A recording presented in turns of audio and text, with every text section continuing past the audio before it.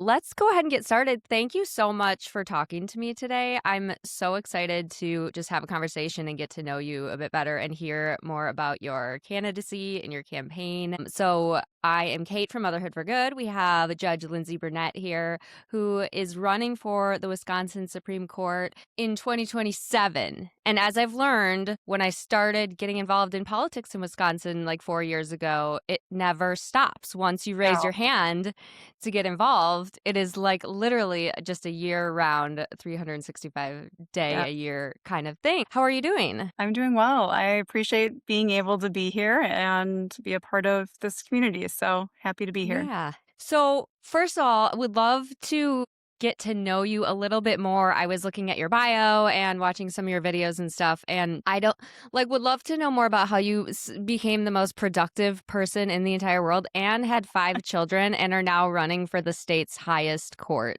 I don't Can know you how I tell got me? here either.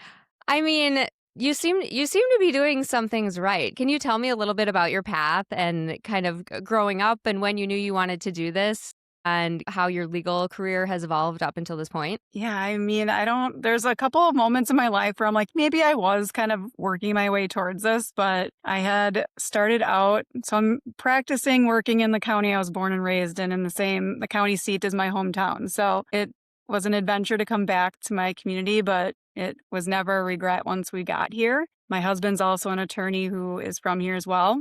And we raising 5 kids here. And my kind of when I look back to think when I thought law was really my future. I was always interested in legal shows, but I can't really, use Law and Order as the impetus of me wanting to go into law. But I had started out thinking of elementary education and was on track for that. And then I transferred schools and things got a little bit off with my caseload or my credit load. So I had to fill it and I took a criminal law class and I loved it. I just really at that point knew I was going to do something to do with, either criminal law or corrections or something.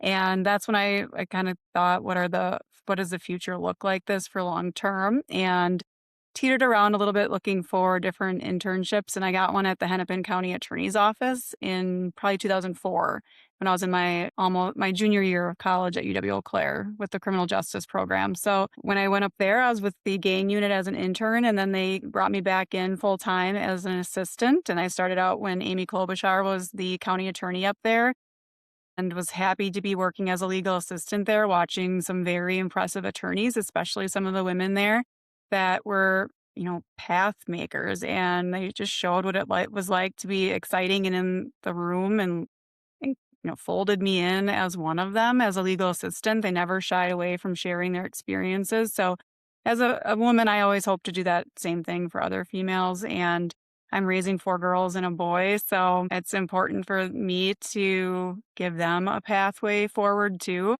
So I'm always extremely thankful for the people that let me watch them and get intrigued by the law.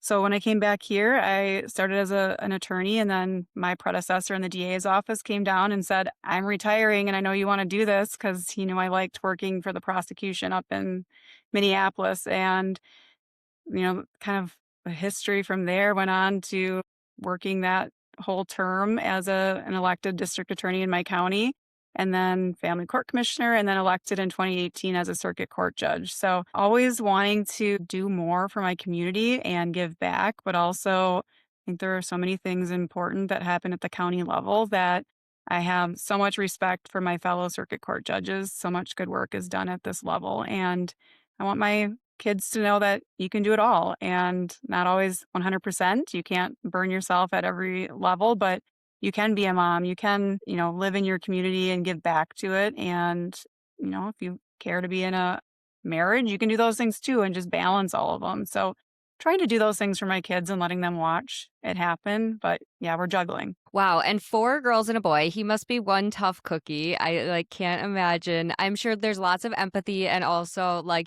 he's just going to come out of that being just the best guy ever, I think, I right? say that all the time. It's exactly what I say. If we don't raise that boy to be a gentleman in this household of girls, then I'm not sure what we did wrong. But he's a Right. sweetie. I mean, he's certainly rough and tumble, but he Yeah. is the one that's always wanting to cuddle and snuggle. And he's the one that always asks, "Mom, how was your day?" And He's much like his dad, so I'm sure that's a good model for him as well, but he's always the one that's Totally. checking in on me, so he's a sweetie. Yes, I have learned in parenthood it is really all about the modeling, which can go either very well or sometimes, I Yes. hear them repeat things that I say in a moment of anger and I'm like, "Ooh, okay. You didn't just make that up in your head. I see where I need to do some Yeah. autocorrects Sometimes, in though, my you have own." to be proud that they actually did it in the right context too, I so know, I know. And I'm like, "Oh, you are always listening. yes. Okay, so we're at the age where I need to be a little more cautious, and pretend I'm on the radio or something." Right. Okay, so when you worked in Minnesota and then as a prosecutor, I mean, you said it was so great to have women that you worked for in that unit and looked up to and were doing amazing legal work. And then I imagine being a prosecutor, I mean, that's a really tough job with a lot of hard cases, violence, stuff like that. Yeah, how and you seem like quite soft-spoken and just like level-headed, which I definitely associate with like a judge or justice, but how was that experience for you? I guess not even as a woman, just like in general, but also to be able to see other women doing that and being leaders in that space. And how did it shape you for the role that you play as a judge right now? I really like being around people, so I think it does start with that. You have to want to be willing to have hard conversations, but also emotional ones, and, I think a lot of people would say Lindsay's easy to talk to and, sometimes can be less than warm and fuzzy, especially in my mom role. Sometimes I'm like, "We're getting stuff done here today," but I do really enjoy being in the room with people. I enjoy getting to know more about them. So asking questions, but also just being willing to sit and let them give their version of events or their story. And I sat with so many victims when I was a district attorney. And even as a judge, when you're hearing those stories in the courtroom and not ignoring what it meant to them and putting that in the balance of what you're doing in everyday caseload. So as a district attorney, I saw so many difficult stories from victims, but you also have to remember that you're seeing difficult stories for everyone involved Hmm. because they're having, the worst day of their life is when they're in our courtrooms, usually reflecting on those worst days of their lives. There's very seldom a moment where we get very happy cases to come into the court system, but when they do, we're really, happy to have the adoptions and the marriages and things like that. But we, as court officials and DAs, have to be prepared to have those really hard conversations and take the facts and do the best we can with the discretion that we're given by the people who elect us. And that's one thing I've never, ever forgotten is that I'm serving the people of Wisconsin or the people of Clark County. And, I want to carry through their voice and why they put me there. And I won in a really, really conservative county as a Democratic district attorney, but I think that's because they trust me. I am a person that you're never going to guess what I feel or how I'm going to do something. I'm very honest with my approach to everything and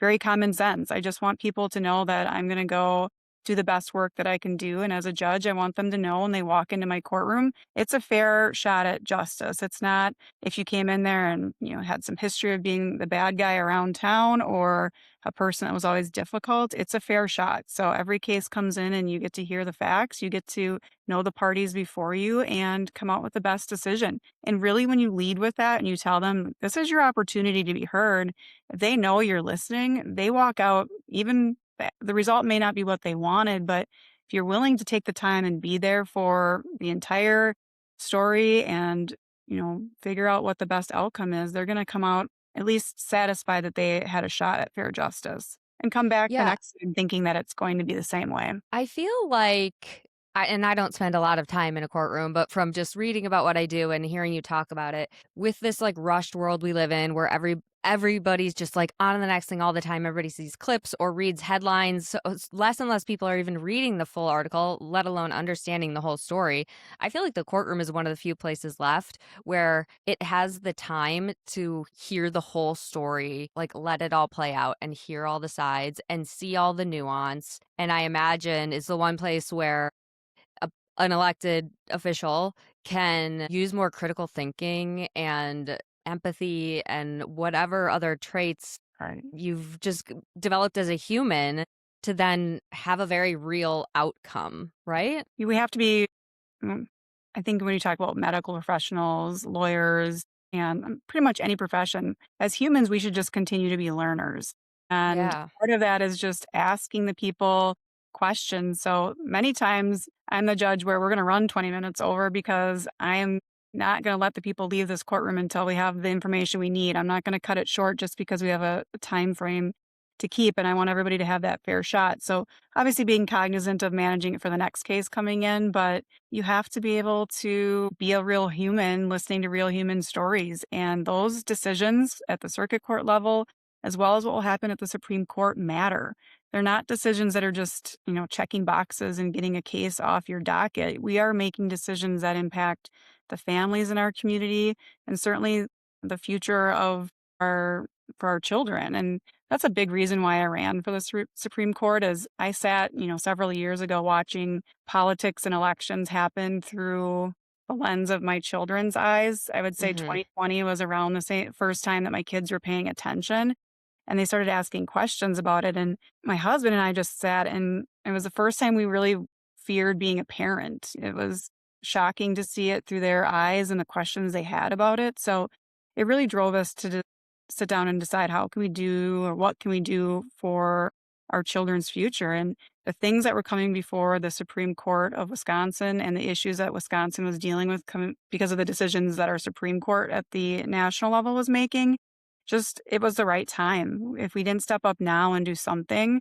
what lesson were we teaching our kids? And so it was an easy decision to, turn into a statewide campaign. They're hard, they're difficult, they're not easy. My kids were fearful of what that was going to look like, but ultimately, they're the reasons I'm doing this and the reasons why most people, moms and parents across, and even those that don't have children, everybody would, I think, come down at the end of the day and say, if we're not working hard for our youth of our state, we're simply Mhm. just not doing anything or enough. Because every decision we make, whether it's, school choice or education access, making sure that the environment around us is left in better condition than we found it, ability to vote and choose your representatives and have access to healthcare. If we're not making those decisions now for Mhm. kids in the future, I feared what I was leaving for, especially my girls, but my boy too. I want him to have access to it in whatever way, shape, or form he needs it for healthcare, especially. Yeah, and I know that, I encounter people, and especially women and moms a lot, who say they, like, don't do politics or don't follow this as closely, and sometimes I say, like, "Well, if you're not going to, somebody else is." And I Right. feel like we've had for the past few years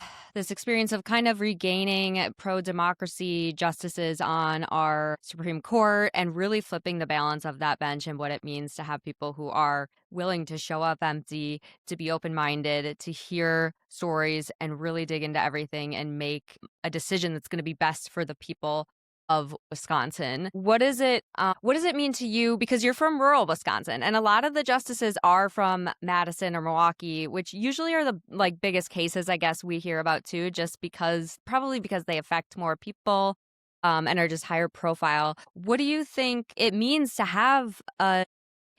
to have a justice from a more rural area of the state? I think that the small communities really do become the heart of the state, and that's nothing against Madison, Milwaukee, Dane County, or anything like that. I spend a lot of time there and I have a lot of colleagues and friends in those areas. So I really do think that the justices elected to our court right now in the last few years have been doing a lot of really good work. So Mhm. when we look at what's happening in Wisconsin, I'm really, really happy to see the majority be built in the way that it's been built and with a lot of strong ladies and women. And a lot of them have been mentors to me for several years, going back to the district attorney world when Jill Krofsky taught educational seminars to the prosecutors. So I've always looked up to them in the things that they are doing well. And I want to make sure that we preserve that.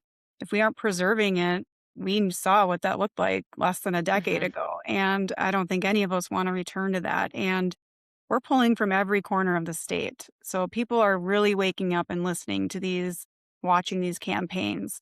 It's no longer issues that only affect a few. We are talking about liberty rights at stake, and that's not a political issue. That is certainly just a Wisconsin issue. And our nation's handing us a lot of things that we are sifting through and trying to fight tooth and nail to protect. The Supreme Court is, I think, as far as being Madison, Milwaukee, we should have a perspective from across the state, and happy to be able to give a voice to, northern central Wisconsin. But I think there's just always things that small towns deal with that are the same as big cities as well. So there's no inability of a judge from Clark County that has lack of familiarity with the statewide issues. We're dealing with them here in Clark County and across the state. So I think it just Yeah. lends a new perspective, and it doesn't necessarily mean good, bad, or the other. It's just another perspective that we haven't seen for a little while. Yeah, which I think is always a good thing, and different life experiences, I'm sure helps as you're deliberating things or as they're deliberating things together. So I feel like when I started getting more involved and paying more attention, I feel like the judicial branch is kind of the most misunderstood and the toughest to wrap your head around sometimes. So if somebody or if people listening aren't as familiar with the Supreme Court or what the courts do in general, like how would you explain how the Supreme Court here in Wisconsin affects their daily life and the decisions that are happening for them, their family, and their kids? Yeah, I mean, I'd go back to the part where you say that it's easy. Some parents or people we talk to are just kind of like, it's easier not to listen to these things. It's easier Mhm. not to pay attention to them. And, maybe 15 years ago, I was one of those people, but my world changed a lot when I became a mom and for the Yeah. better. I want to know what's happening across our state, but certainly when we look at what was happening just in 2025, when the Supreme Court in Wisconsin had to deal with Dobbs at the national level, throwing back to us an 1849 abortion ban and how they dealt with that. I think everybody in the state of Wisconsin should want to know what's going on there, because not only would that decision impact access to healthcare, and especially really sensitive healthcare in a moment of, a lot of concerning things that you'd have to be thinking about, other than, am I going to have to go get approval from the state legislature or somebody else or the court system to be able to go get the healthcare that I need? So that case, when we took up at the state Supreme Court, the 1849 abortion ban, that was a 4-3 decision. So we should want to continue to maintain and preserve and build that majority, because we can see what that looks like if that changes in the blink of an eye. We have several more Supreme Court races coming after the 2027 one. We should expect that big money is going to come from outstate, from extremists, just like they have in prior elections. So when we look at our fair maps, we are seeing those struggles right now in Wisconsin. Those things have not quieted down. We're still seeing challenges to the 2020 presidential election right here in our state.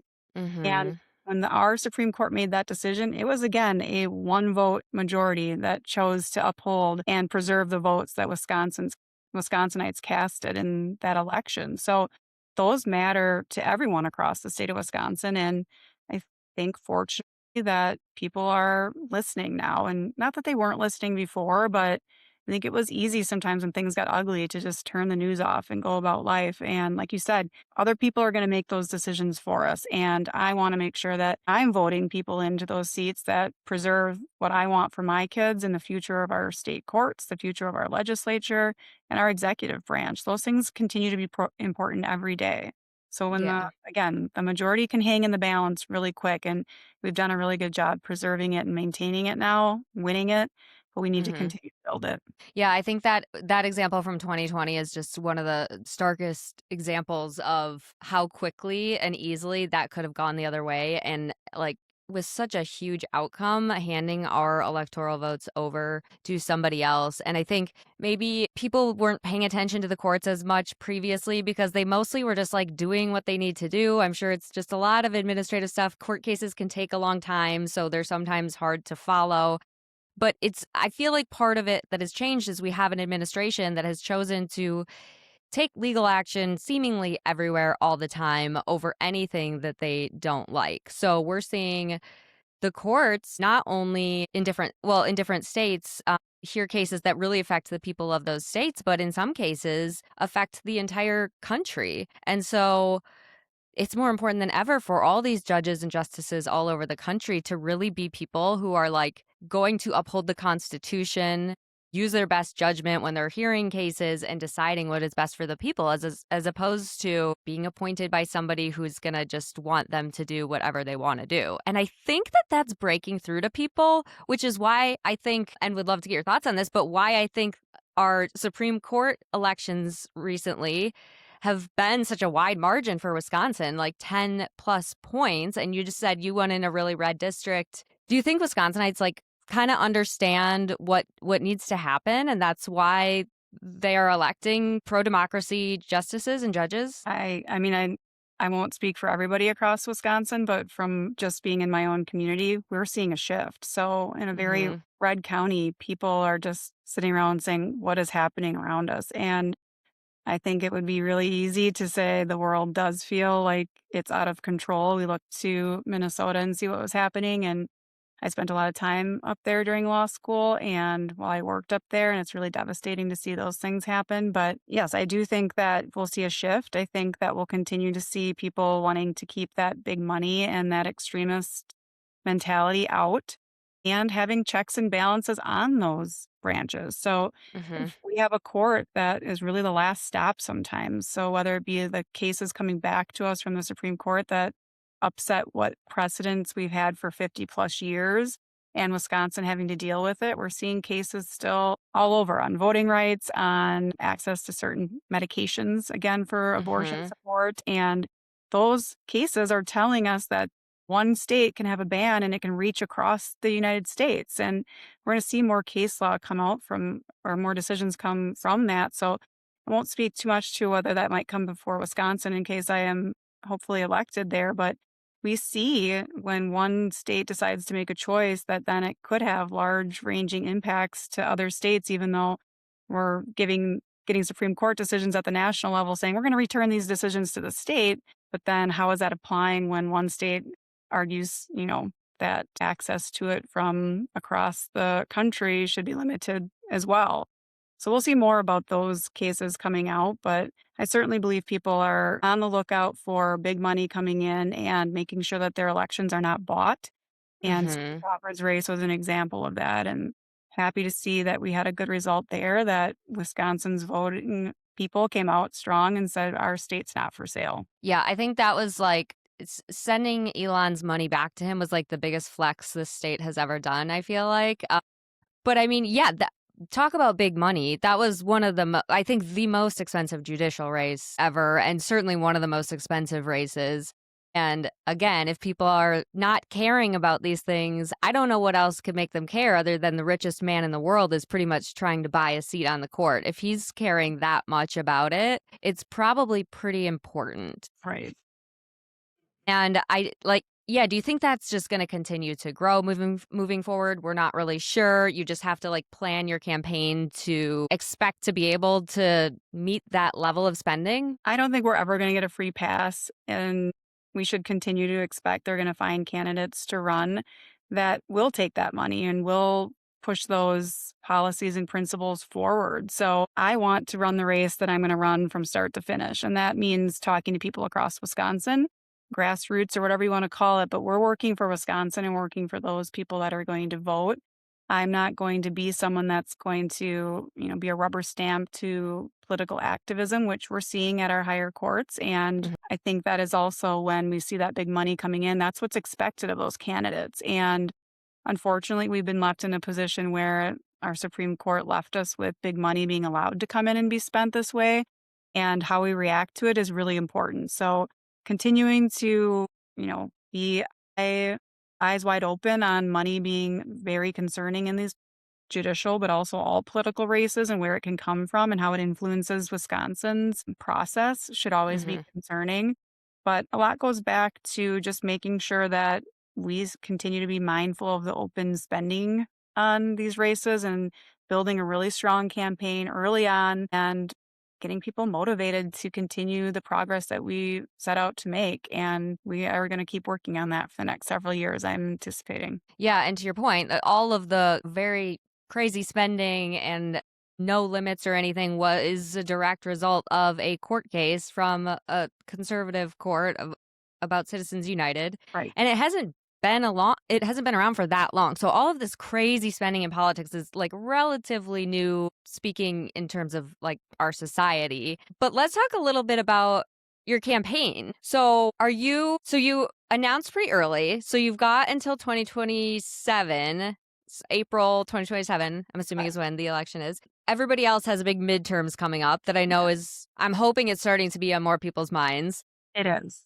How are you talking to folks about that as you're going around the state or having conversations? Are they open to hearing about another Supreme Court case coming up, or are people kind of overwhelmed with all the stuff going on right now? What are you hearing? I think a mix of everything. I mean, there is so much going on in Wisconsin, and that is because things matter right now. So we have an executive branch that's kind of up for grabs, and we could be swinging and pushing over our legislature to also look very different than it has in many years. So I know that those things are important, and I don't want any Wisconsinite to think that I'm disregarding that. And I want them to have that space and time to spend on those races and that campaign, those campaigns. But as we've been talking about, it's a very quick year to get back to the judicial race. And Hmm. for the last stop in protecting democracy, protecting access to healthcare rights, if we are seeing overreach from the executive branch at the national level and not seeing things getting accomplished the way that we would want them to in the legislature, we see those things coming to the courts. So I see and hear, I'm talking to people across Wisconsin, and we get that initial, oh my gosh, there's so much going on. I'm so busy thinking of the governor's race. I'm very busy and distracted by the midterm elections. We then just have the discussion of what does that look like then for April. So we don't want to put all of our eggs in one basket and kind of wait it out. So once you talk to people, they understand the importance of the Yeah. judiciary. And I don't know that, 5, 6 years ago, probably, I would say 6 years ago or more, those things just weren't, the judicial races got attention, but not the attention that they are getting now. We see Hmm. them, Wisconsin races are national news in many rights. So I think that we will continue to see Wisconsin courts get a primary focus because we are going to be the last stop for those very important issues, including right to privacy. So if we're looking at the Dobbs case and what that meant, we all will read that as an abortion case, but everything that was in the majority and the concurrence opinion should put us all on high alert about the Yeah. privacy that's at stake. So it's just setting up for easy picking, the right to marriage equality, privacy overall in our homes. So those things aren't going to stop. We're going to continue to see those challenges, and we should expect them to come before our state court, our highest state court. So we're going to want the majority to continue to be built and people to be Hmm. paying attention to those races. So while I know these other races are extremely important and I'm paying attention to them too, I do know that a very, big part of people's mindset still does keep in the radar the races for the judiciary, even when we're in a very busy midterm area. area. Yeah, and especially when with those races for the Supreme Court, I mean, it's 10-year terms, right? And there's a reason that, like, I mean, we don't need to get into the lifetime terms on the federal Supreme Right. Court, but the reason that, like, there are longer terms in general, I think, is so that like, it doesn't swing as much with politics, or so that people aren't as susceptible to outside information or nudges or anything like that. And so, even though it is right after the election, it's like so important because it's 10 years is a long time. So, like, my kids are little right now, and I think about like the justices we're electing right now are still going to be justices when they're adults. Right. And that's like a huge privilege to vote for, I think. When you're thinking about these people that are going to be a part of moving our state forward for the next at least decade. I love framing it that way because it is. It's almost like a chills on the skin kind of moment when you think of, if we put this person up there, we want that person to be someone that's going to reflect the values of Wisconsin for a decade or more. These are Mhm. career jobs. So usually once you're there, that's what you're doing until you decide to, no longer practice law. So we do want to find candidates, and I believe my background speaks volumes as to why I can do really important work for a really, really long time for the state of Wisconsin if I'm elected there. Mhm. Not only because I think what I've done in my background is important, but because I carry the values of everyone that's showing up at the polls, especially when we're looking at who votes in those spring elections. I'm living many of the issues that we see become coming before the court. And I want my kids to know that those systems work for them.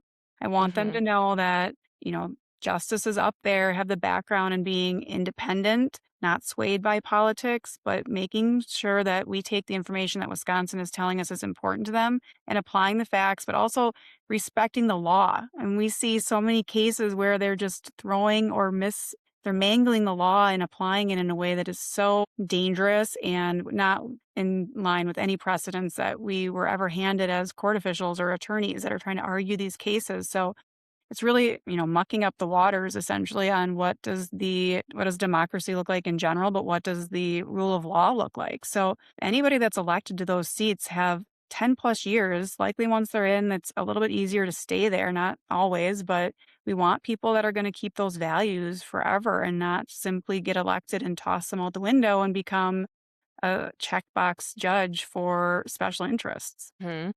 And how do you like speaking about the values and stuff when you're thinking about your campaign and how you want a message to people and how you want people to either think of you when they meet you in person or maybe when they see some of your ads or messaging? How do you talk about values without, I mean, I know the opposing side is always going to call things political and stuff, but like we're in a time where like values are so connected to, I don't even want to say politics, but it's really just like different policies. Right.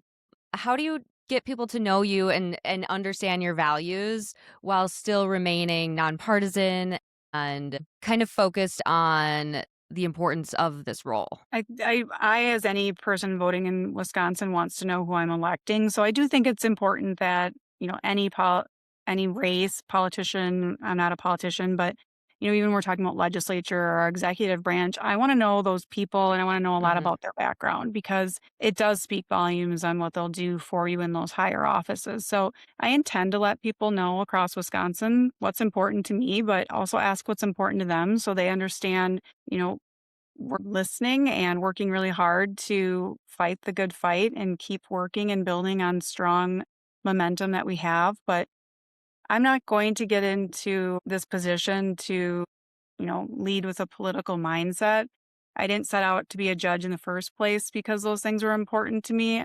I've always been a values judge. I've always been a common sense judge. And I've been someone that just really works hard at getting the right outcome. And that Mhm. means taking the information, being, like you said, deliberate, taking time with it, and like being curious. I just think we have to continue to want to learn what's big stakes issues for our citizens and across the state, but just being mindful that our decisions matter at the end of the day and huge impacts on families. So nothing that the Wisconsin State Supreme Court is taking up is singular or minuscule in any way for the people across the state of Wisconsin because they're taking the biggest issues.